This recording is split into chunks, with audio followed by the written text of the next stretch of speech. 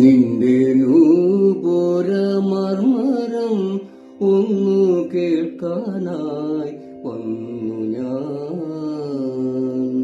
നിന്റെ സാന്ത്വന വേണുവിൽ രാഗലോലമായ ജീവിതം.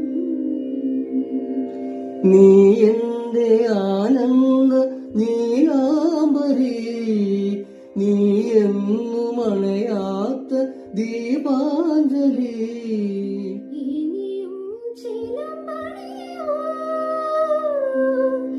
എന്തിനു വേറൊരു സൂര്യോദയം, നീ എൻ പുരുഷ സന്ധ്യയല്ലേ. എന്തിനു വേറൊരു മധുവസന്തം, ഇന്നു നീ